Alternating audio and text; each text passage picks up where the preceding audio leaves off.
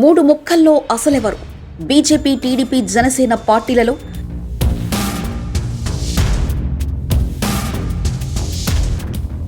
రాజకీయ పార్టీల పొత్తులపై చర్చ.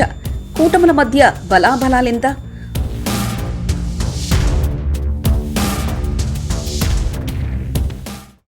ఆంధ్రప్రదేశ్ ఎన్నికలు దగ్గర పడుతున్న సమయంలో రాజకీయ పార్టీల పొత్తులపై చర్చ జరుగుతుంది.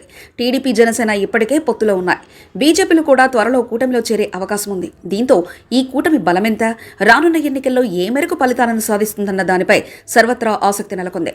టీడీపీ, జనసేన, బీజేపీ కూటమి అంటే 2014 రిజల్ట్ రిపీట్ అయ్యే అవకాశం ఉందన్న విశ్లేషణలు కూడా వినపడుతున్నాయి. జగన్ ప్రభుత్వంలో అభివృద్ధి పనులు జరగకపోవడం, రాజధాని నిర్మాణం లేకపోవడం, పోలవరం నిర్మించకపోవడం వంటి కారణాలతో ఈ కూటమికే ప్రజలు మొగ్గు చూపే అవకాశం ఉందన్న చర్చ పొలిటికల్ కారిడార్లో జరుగుతుంది.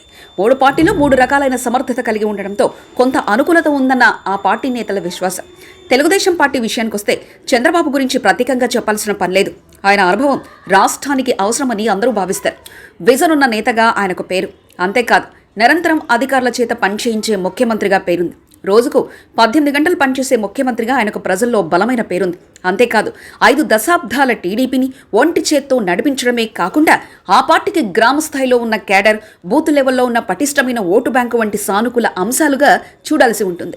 చంద్రబాబును చూసి ఓటు వేసే వారున్నారంటే అతిశయోక్తి ఏమాత్రం లేదు. ఆయన నాయకత్వం, సమర్థత మీద అంత విశ్వాసం ఉంది. ఇక మరో party Janasena. Pawan Kalyan cine glamour మాత్రమే కాదు, ఆయన సామాజిక వర్గం ఓట్లు కూడా ఆ కూటమికి అనుకూలించే అంశాలు.